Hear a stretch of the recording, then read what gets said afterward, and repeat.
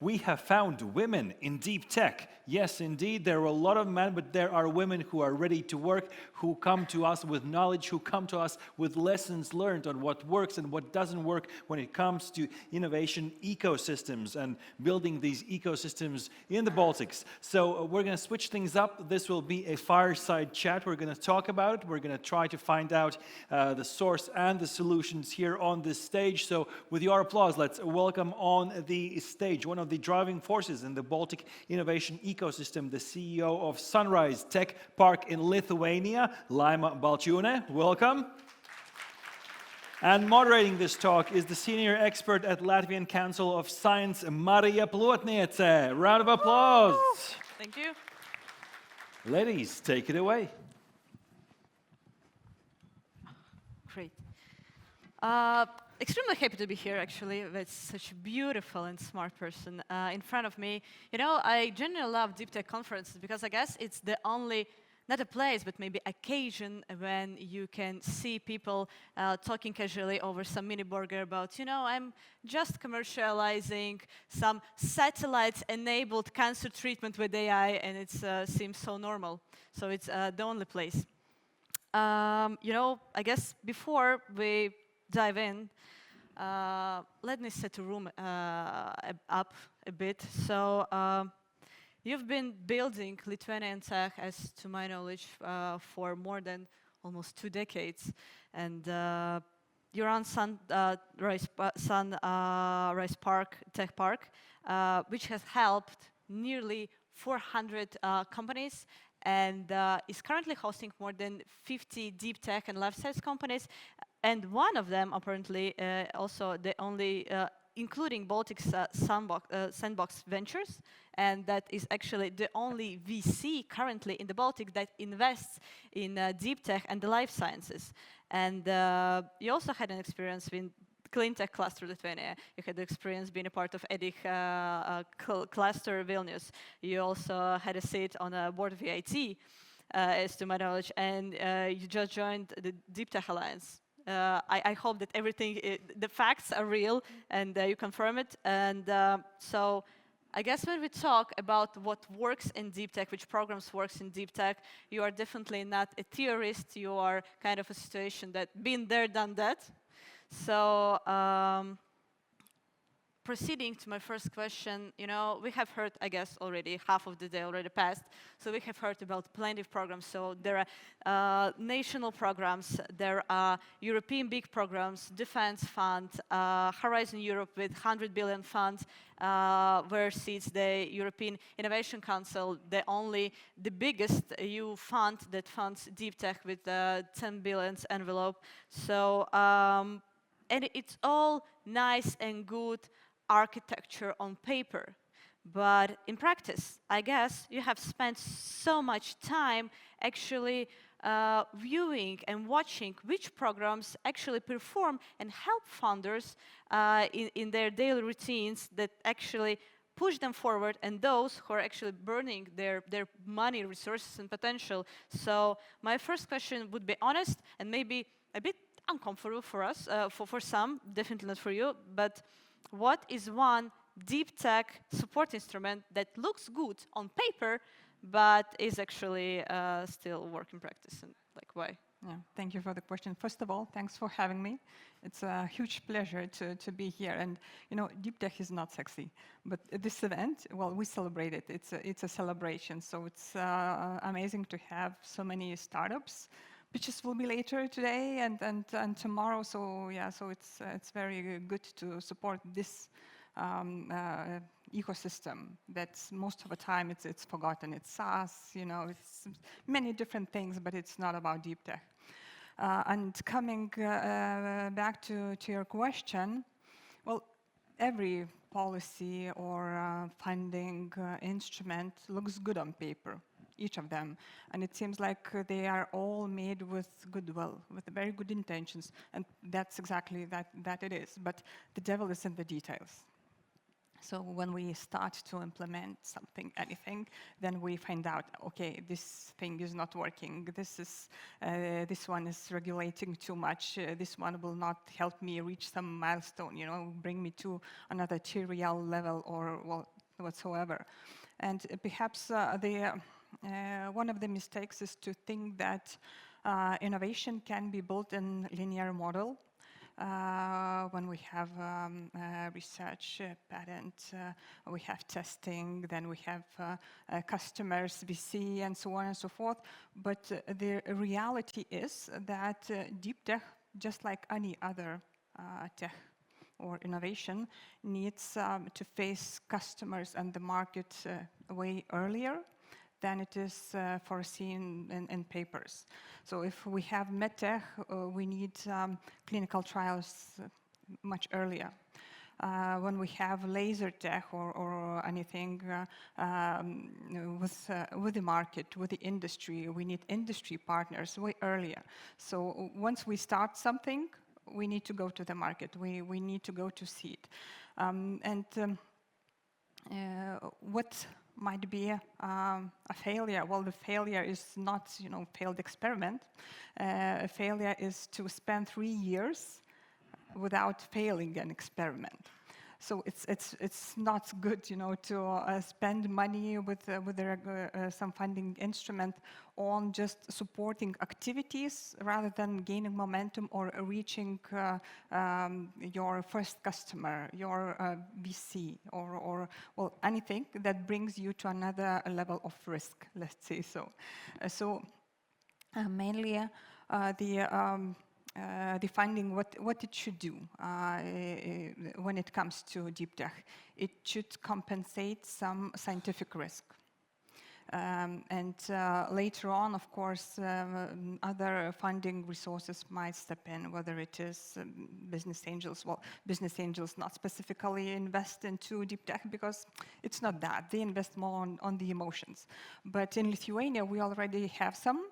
And on deep tech, and specifically when it comes to dual use, because we know the situation, what's happening in geopolitical scene. So what we have is that some business angels really understand the necessity to invest into deep tech for them to go on further. And especially deep tech it's not any other it's far from business as usual, but it is also not like any IT or even clean tech. Clean tech is, any clean tech is deep tech, but still it is more understandable, more perceivable by people. Yeah, so it's very important to understand it early and to understand that deep tech is not just science by itself. It should go to market very early, so it should be foreseen in funding in political instruments as well. Yeah, I can't do anything than agree with you.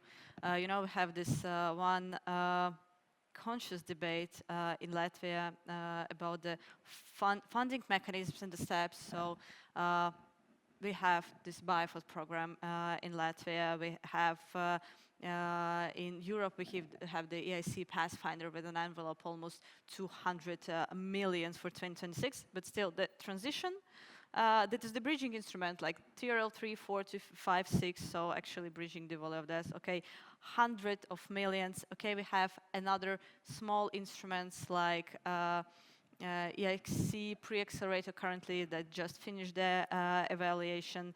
But still, this EIC pre-accelerator was mainly made for the widening countries because we see the numbers, we see the success rate of widening countries that is almost like 4%, nearly 4%. So of course, all of those instruments, they help, but exactly what you mentioned about VCs, about the combining the support that I guess across the Baltics, maybe I will not advocate for all the Baltics, but at least for the Latvian situation as I'm seeing it.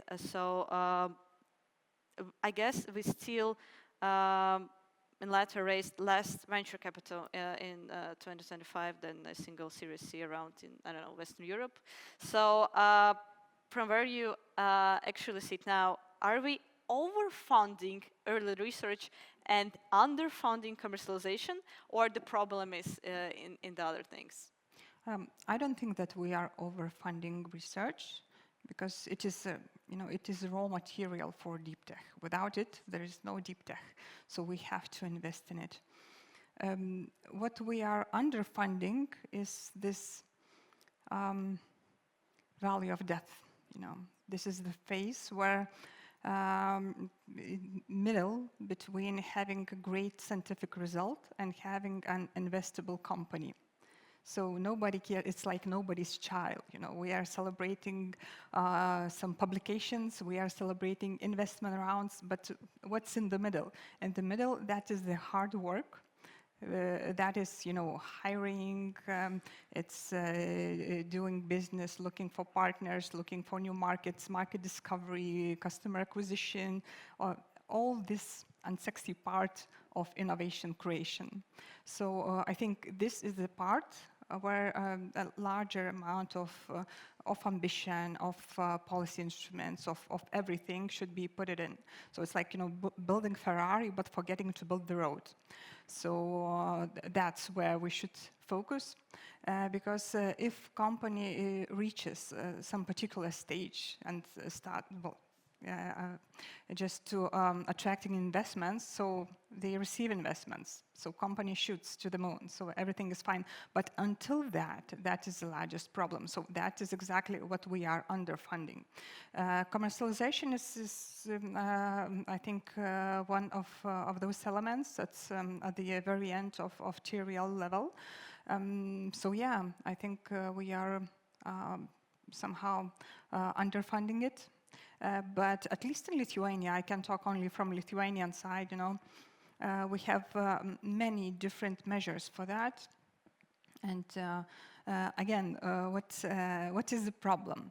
We have one part from the science, which is funded by the Economy of Science and Education. Another part is funded by the economy, Ministry of Economy and Innovation. And those two should meet. They should talk on a monthly basis or so. I'm not sure if it is happening. I remember around 10 years ago, they tried to make one common measure. Business and science come together. They make good research. Okay, there is potential for commercialization, and then businesses is taking it, making tech transfer, and boom, we have an amazing company. It didn't work. Yeah. So again, I guess there are many, many problems for that. And policymakers, it seems like they are trying to do their best, but something still is not working. Again, perhaps the trust, many, many things. So it's before that, there were several panels, and everyone was speaking about the same: collaboration, lack of trust, and we will be repetitive because, yeah. That's the issue. Yeah. I couldn't agree more on collaboration. And I guess that as someone who has watched hundreds of funders that make the jump to the funding or who failed it, how do you think, from the already investment perspective, at what point should a deep tech startup stop optimizing for grants? This grant chasing activity, when you, graduate from some Vilnius Tech, you have a Pathfinder grant, then you have another grant, maybe you have an IT grant, then Pathfinder grant, then another grant, and this becomes like grant chasing game. And at what point you should stop opting for grants and start taking real market risk? Well, I think that it's quite difficult, to tell what's in which year or which month or which TRL level company should switch from grants to market. But at the very beginning, of course, grants. But recently I heard a phrase of there is such activity, grant entrepreneurship. Lots of companies, they rely on grants, and they so got used to it that they forget that there is a market, and that is exactly what they should aim for. But what I'm sure is that those two should overlap at some point. You cannot switch immediately. You know, I'm on grants and suddenly I'm making business just like that. Because grants should, again, cover the scientific uncertainty. But once the startup is ready to show the market something that can be bought, something that a market is ready to buy, then they should go to market. Should go to VCs, you know, burn their money. It doesn't matter how it sounds, but still. Again, just overlapping at some point, but deep tech startups are not those like traditional ones. Well, traditional startup is a bad word, but they have longer time spans. They have longer research. It's not like they can pivot in month or 2 or 3, and sometimes their trials or research can take a year or 3 or even more if we are speaking about biotech.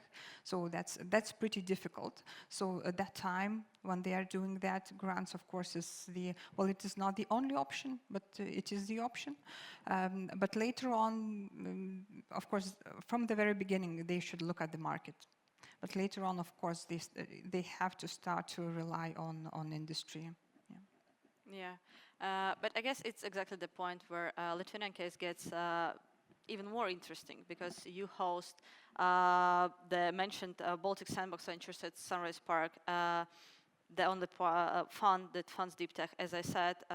You also have Practica Capital with almost, I guess, more than 80 million, if I'm not mistaken, under management, Open Circle, Coinvest Capital, and Scalable from dual use even already.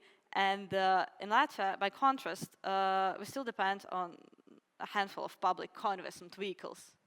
And you know, according to the statistics, almost 70% of our scale-ups, of our startups and companies, are relocating. It's the highest rate in Central and the Eastern European region abroad. And in contrary, it's just 26 in Lithuania. So it's actually the lowest in the same region. So I have to ask, is the Baltic VC ecosystem actually ready to catch deep tech founders when the public money runs out, or are we still pushing companies out of the cliff?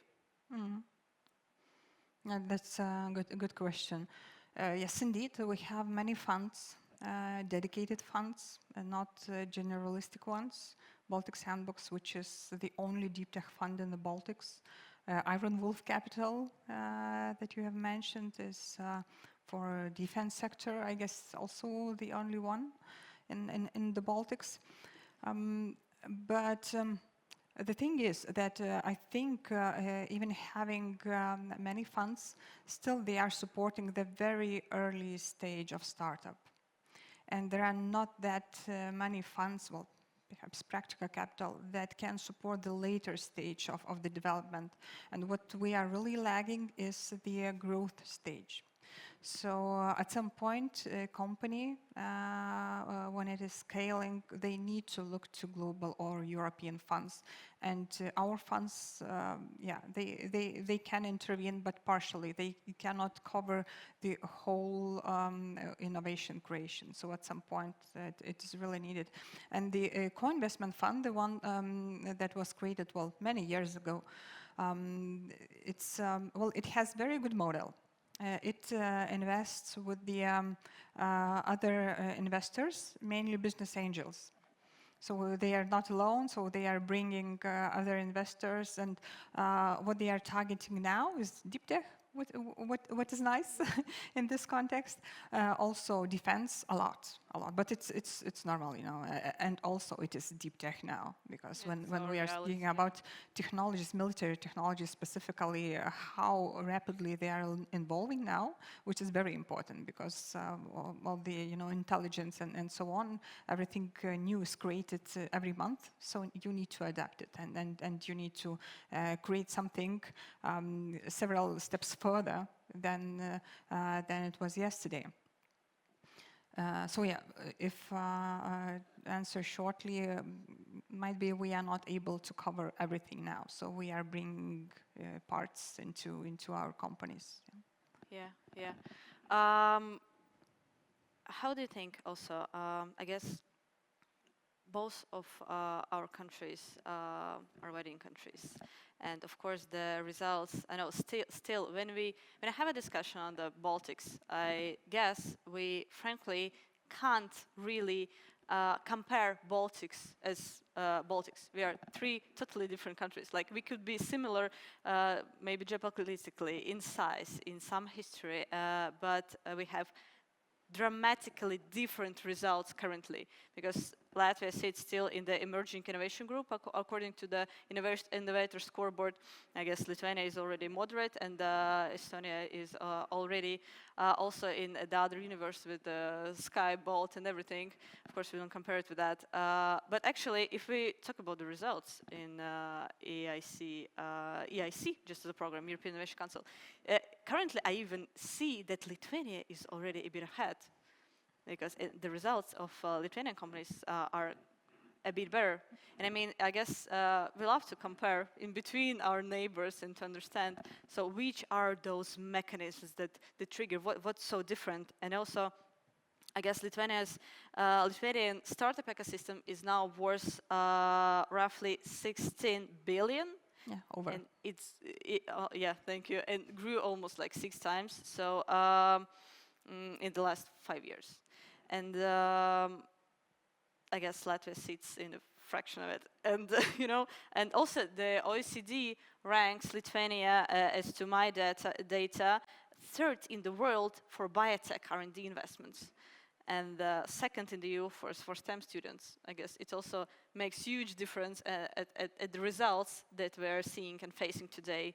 So there's definitely something structural, not just luck behind this gap and behind the success as well. So with this a bit of a diplomatic caveat that I'm asking Lithuanian counterpart to comment maybe a bit on Latvian ecosystem, what could be one thing you could name that Lithuania got right that Latvia is still missing?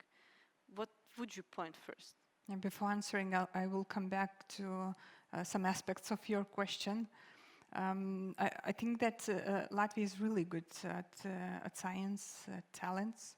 A couple of years ago in Vilnius, we organized incubator pre-accelerator cleantech catalyst dedicated to cleantech companies. So in this batch, we had 8 startups. One was from Riga Technical University, and they won. not Lithuanian, but Latvian. It was a hydrogen startup. And coming back to the main question, I think there are many things that pushed Lithuania forward, and perhaps it would be quite difficult, you know, to name them all. And yes, Lithuania is the fastest growing in terms of startup ecosystem, fastest growing in Central and Eastern Europe.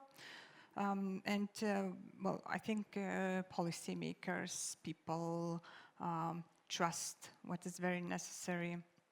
And before that, I was listening to panel discussion, and a representative of Ministry of Economy was there, and he told quite interesting thought that now we will be turning into trusting. Isn't it too late? I mean, yes, sometimes if we are failed by anyone, it's normal that we just fail in trusting someone, and then we put those requirements, regulative requirements, all the reports and so on everyone, because okay, someone was lying on the report or something. But trust is necessary, and specifically in deep tech. And another thing is sharing risk with startups, with scientists, because innovation creation, and specifically R&D, is so risky.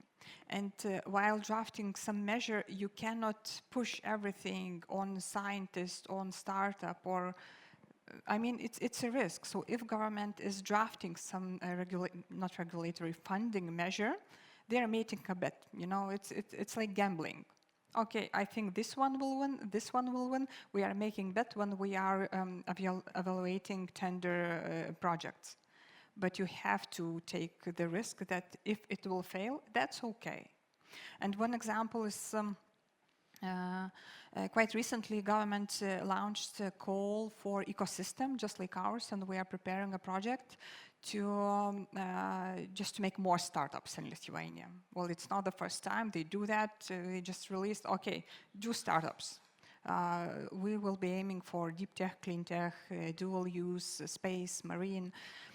But what is the important point for it is that the KPI is that 1 or 2 years after ending the project, 10% of startups must be viable. 10%. That means that they say that it is okay that 9 out of 10 will die. Of course, it will not happen. I'm pretty sure that 8 out of 10 will live and will thrive. But I mean, that's how much they are sharing the risk with us. I mean, with us, with the ecosystem. So that's very important, just to realize that failing a company, failing a research, and again, failing experiment, it's okay, yeah. And failure is when you spend many years and you just avoid the experiment. That's a failure. Yeah, definitely. I definitely believe that the biggest risk in a deep tech is not taking any. And that this de-risking, like natural de-risking in the country, especially in the widening countries, in the small countries, as we represent, the biggest share of this risk should be local in a country. Because we really want those benefits. Because for us, this benefit of even this fraction of this 10%, it will bring us huge return on investment. But we need definitely to, can we put it like we need to invest in trust? I don't know, something like that. Yeah. So I see the clock is ticking. So I guess we have talked about, we mentioned some instruments, capital, ecosystem. So maybe we need to close with something something actionable. So because we have here, I suppose, ministry representatives, we have founders, we have potential investors possibly in the room who can actually move things today, tomorrow, not in 2 years, but hopefully right now. So yeah, not in the next FP10 or MFF. So if you were advising Latvia tomorrow morning, not a 5-year strategy, but just one simple, concrete change you would push for first, what would it be, and why this one? Well, I think that everything is in the mindset, because everything can be done, but perhaps the first thing is not to give yourself a privilege to be slow. Decisions must be taken when they have to be taken, not, okay, let's discuss it, I hate this world. Yes. Because world is not waiting.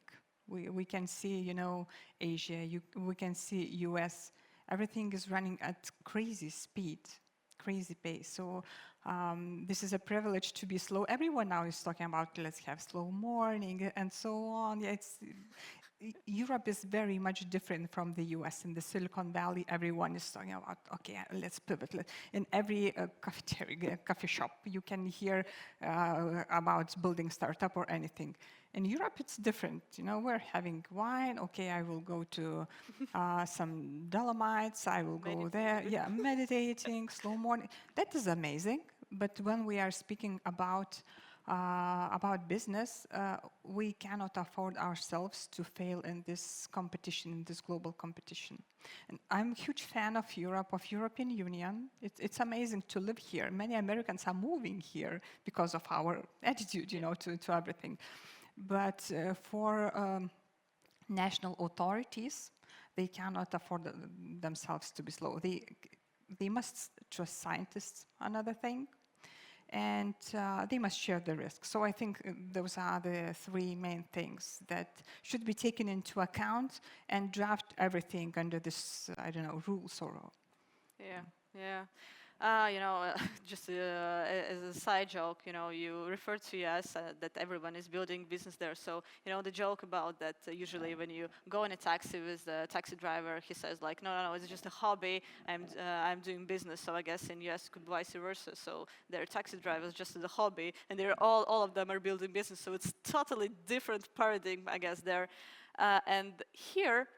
In Latvia, in the Baltics, in Europe even, we definitely have world-class scientists. And I guess, at least for Latvia, our national hobby is to pretend it's not a big deal. So I guess that's exactly what a bit also differs in our ecosystem, and that you catched maybe a bit faster. And I really hope that our future will be soon changed, and during the next Deep Tech Atelier discussion, we'll definitely talk about brilliant results of Latvia and how we, at the speed of X10, have gotten all the grants, made the transfer fund that actually Lithuania was the second country that opted for the transfer fund for EXE Accelerator, and not only Accelerator, but other companies. So, I guess our takeaways will be that I loved, I guess, the most, that I brought the most from our talk is this invest and trust. Thank you so much, Laima. Thank you. A round of applause to Laima and Maria for this fireside chat. Thank you very much, ladies, for being here in Riga. It's absolutely wonderful to see all of our neighbors here, everyone from the region in Deep Tech Atelier. That just means this is the place to be.